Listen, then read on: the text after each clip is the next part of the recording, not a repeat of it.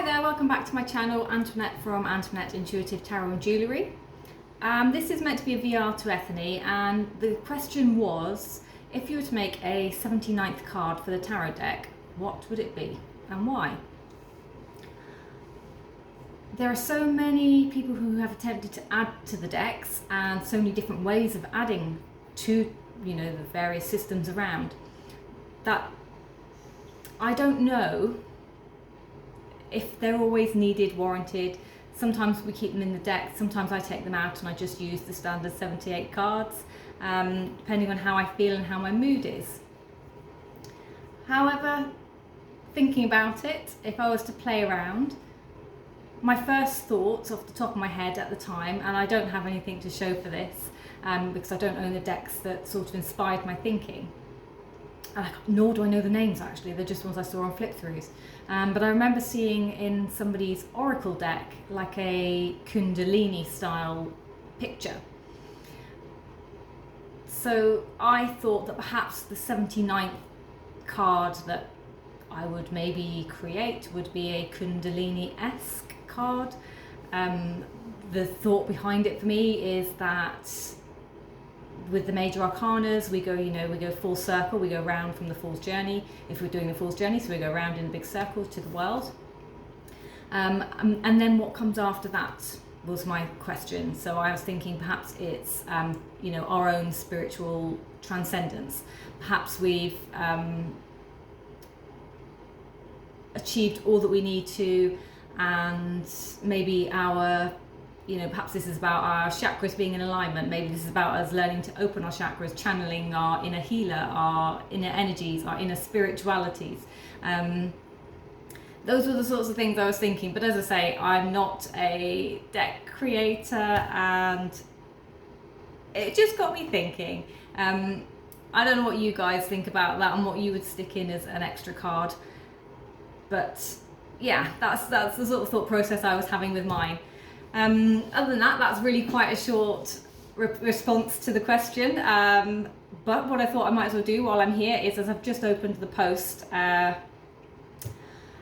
I have a couple of items which I'm going to call the, here comes the air quotes, Simon made me do it.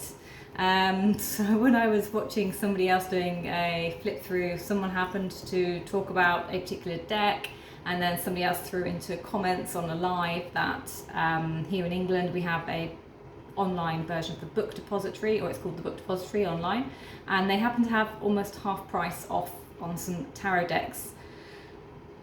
And that being said, I wasted no time, nipped straight over, spent my spondoolies and came away again. But whilst I was there, I got caught up and purchased a second deck. Now these are both actually on my wish lists for this year. One of them is top of my wish list, so I can now cross that one off. I think that was 2 videos ago. So without much further ado, that is the Mary L Tarot. This is the 2nd edition. Comes in a hard box. It's got a magnetic closure, and inside it has the book. I will do an actual walkthrough on this because obviously I haven't seen it before. And then you get your cards inside there, and the cards are silver flash look gilded edges. So there we go. So that's some happy mail for me that I get to play with later on and have a look through. The other deck, which while I was there, because it just seemed silly not to, was the Hush Tarot, which I've been equally eyeing up for a while. This is a nice size, this is a really nice size deck. It's a little bit wider, I think, than the Mary L. It feels wider in the hands anyway. So there's the backs. It has no edging. The images are really, really, really nice. I'll just give you a quick.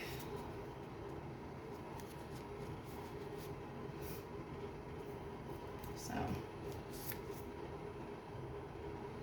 And again, there'll be a walkthrough coming in weeks and weeks away from here actually, because I've got a few already lined up to go. And it does come with a nice little guidebook. The guidebook is tiny, literally. That's all it is. and it's about half a page per card on there. So I have some more decks to keep me occupied, to have a look through, run through and put into my rotation. And then also while I was here quickly, I thought I'd just talk about a book that I was gonna maybe talk about earlier on, but I just haven't got round to it. Time is escaping me. And that was the Lewellyn series. So this is the Ostara, or the Easter book. I had the in bulk one. I kind of read a little bit on the Yule one, but I found that I was reading them too late. I was reading them in the season and I didn't have time to prepare for them and, you know, make many notes about them. So I was doing in bulk. I've put it away. I've decided to start on Easter and maybe try starting a little bit earlier with my notes. So these books are really, really nice. They have rituals, recipes and lore for spring equinox. Basically, we are in, as I said, the UK. We are coming into spring. It's is it the 21st of this month, 20th of this month. So we're not far away from it now. And I thought if I get a little jump on it, Easter I think is early April. So just to get me reading up and seeing what the little traditions are, because this book does do the old ways, it does the new ways. It will also have, where are we? So I know it has recipes in here. It has further reading suggestions about things. It has a section on correspondences.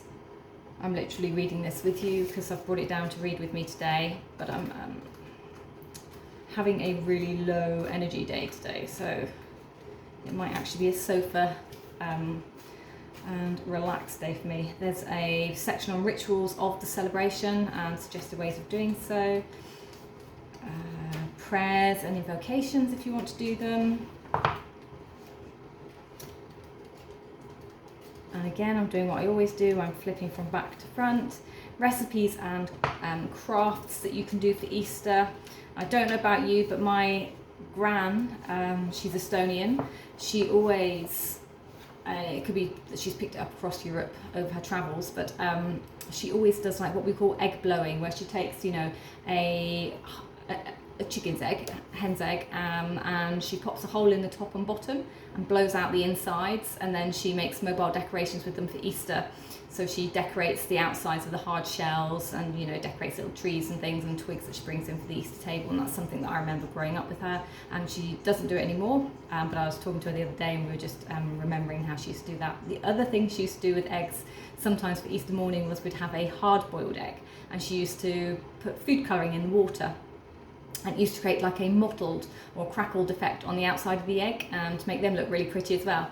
So those are just some of the things that I was, you know, nostalgically thinking about, reminiscing about whilst I was considering reading this book. So if there's anything that you do for Easter, then please do pop into comments. What are your traditions? I mean, obviously we have like making of chocolate eggs and things. We have the Easter egg hunts. Yeah, so many things that, you know, you may or may not do. The currant buns, I've never been a fan of them, but there's like the cinnamony currant buns that come out, aren't there? Yeah, there we go.